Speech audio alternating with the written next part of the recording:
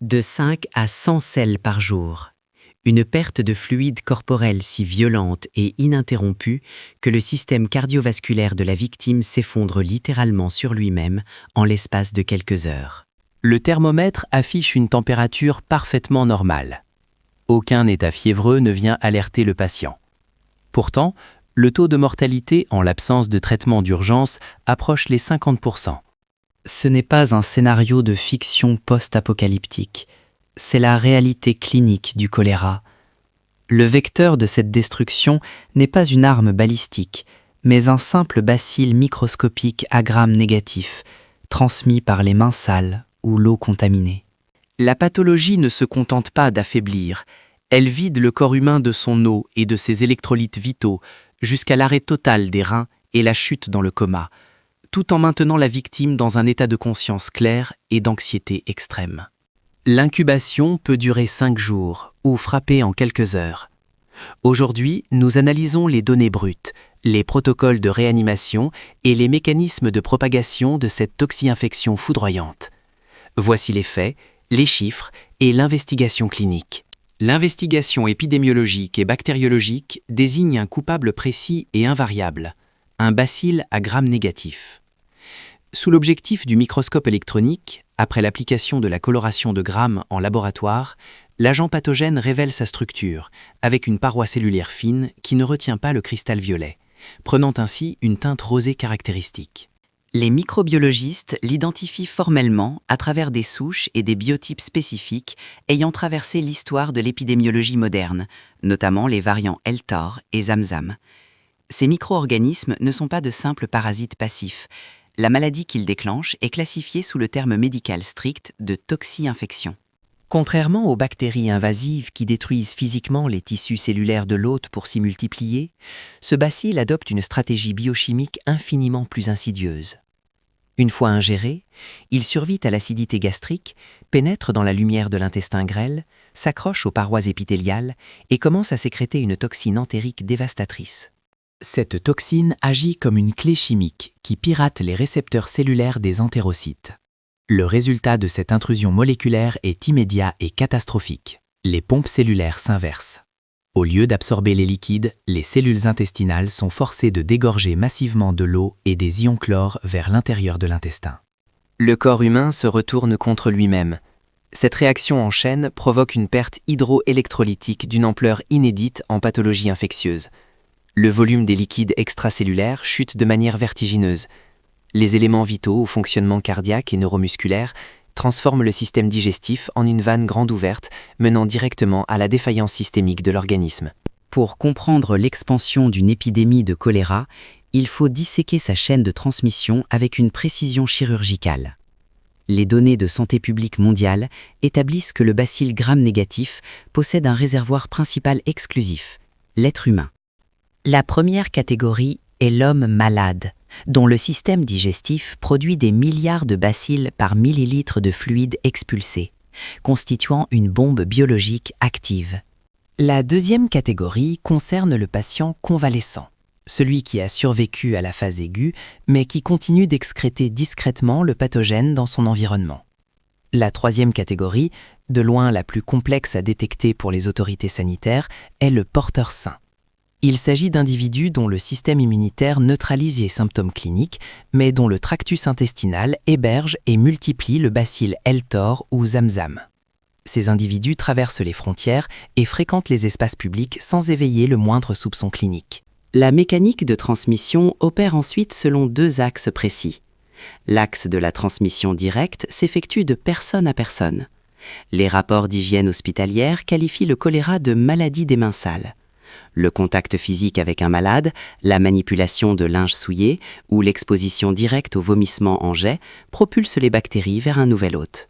L'axe de la transmission indirecte, quant à lui, est responsable des épidémies massives. Il s'agit de la voie hydrique. Le réseau d'eau potable, les rivières utilisées pour la lessive ou l'irrigation et les puits de fortune deviennent des bouillons de culture géants. Les rapports sociologiques pointent directement vers un niveau socio-économique bas, caractérisé par l'absence d'infrastructures d'assainissement, l'inexistence de réseaux d'égouts séparés de l'eau de consommation et la promiscuité dans les zones urbaines denses.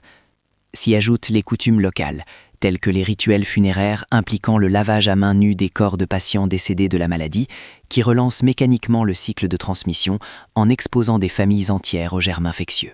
L'horloge biologique de l'infection colérique est imprévisible. Les données d'observation clinique révèlent une période d'incubation extrêmement variable, s'étendant de seulement quelques heures pour les cas foudroyants à un maximum de 5 jours. Durant cette fenêtre, le bacille se multiplie silencieusement. Le mode de début de la pathologie n'offre pas de montée en puissance graduelle. Il est documenté comme étant brutal et sans équivoque. Le patient ressent initialement une tension abdominale aiguë, immédiatement suivie de gargouillements intestinaux intenses, scientifiquement décrits comme des borborygmes hyperactifs. Ces manifestations sonores et physiques sont le signe direct que la toxine a commencé à purger la muqueuse intestinale. Rapidement, cette phase inaugurale est balayée par l'apparition de selles diarrhéiques d'une nature spécifique. Nous entrons alors dans la phase d'état, qui se constitue en à peine quelques heures. L'analyse macroscopique des excrétions est sans appel. Les diarrhées sont aqueuses, totalement afécales, dépourvues de matière fécale solide, et décrites par le corps médical comme étant fades. Le rythme d'évacuation défie les capacités d'endurance de l'organisme, le nombre de selles journalières oscillant entre 5 dans les cas légers et pouvant atteindre le chiffre terrifiant de 100 selles par jour dans les formes graves. L'aspect visuel de ces fluides est tristement célèbre dans les manuels de pathologie exotique. On les qualifie de selles en eau de riz, car elles contiennent de minuscules flocons de mucus et de cellules épithéliales mortes flottant dans un liquide blanchâtre. Simultanément, la mécanique gastrique s'emballe, provoquant des vomissements en jet, une expulsion soudaine et violente du contenu de l'estomac sans nausée préalable. Le paradoxe clinique le plus choquant réside dans les paramètres vitaux restants. La température corporelle reste désespérément normale. Il n'y a pas de fièvre pour signaler une lutte immunitaire systémique. Pire encore, pour la victime, la conscience est parfaitement conservée. Le cerveau est oxygéné, les facultés cognitives sont intactes. Le patient assiste lucidement à sa propre déliquescence physique, ce qui engendre un état psychologique répertorié sous le terme de grande anxiété, une terreur lucide face à l'effondrement mécanique de son propre corps. Les signes cliniques en rapport avec la déshydratation ne sont pas de simples symptômes accessoires. Ils constituent la phase terminale d'un processus physiopathologique de destruction. Avec la perte horaire de plusieurs litres d'eau et d'ions essentiels, l'intégrité vasculaire est compromise. Le patient développe une soif incoercible, un besoin viscéral que l'ingestion d'eau pure ne peut combler en raison des vomissements continus. Une asthémie profonde s'installe, paralysant les fibres musculaires, épuisées par la fuite de potassium. Sur le plan morphologique, les modifications faciales sont radicales.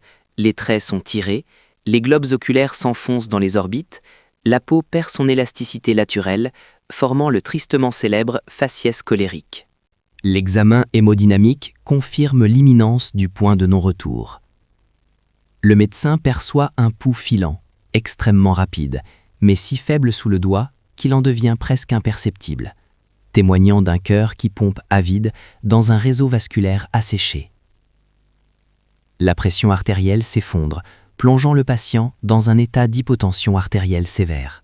Par un mécanisme de survie désespéré, les reins cessent de filtrer le sang pour conserver le peu de liquide restant, ce qui se traduit par une oligurie, diminution dramatique de la production d'urine, prélude direct à l'anurie totale. L'évolution de ce tableau clinique est binaire. Non traité, l'effondrement des fonctions vitales est absolu et l'évolution est systématiquement fatale. Cependant, les rapports anatomopathologiques détaillent les complications spécifiques qui précipitent la mort. L'insuffisance rénale aiguë s'installe, intoxiquant le corps avec ses propres déchets métaboliques, urée et créatinine. Une hypoglycémie sévère frappe, privant le cerveau de son carburant principal, une complication particulièrement létale chez les sujets pédiatriques. Enfin, en raison de l'épuisement total et de la survenue inévitable de troubles de la conscience dans les derniers stades, le patient perd ses réflexes pharyngés, conduisant à l'inhalation de ses propres vomissements. Les voies respiratoires sont inondées par les sucs gastriques contaminés, provoquant une asphyxie chimique qui scelle définitivement le sort de la victime. Face à la fulgurance de la toxine, l'intervention médicale se transforme en une véritable course contre la montre chirurgicale et pharmacologique. Le traitement du choléra ne s'encombre d'aucune thérapie expérimentale lente.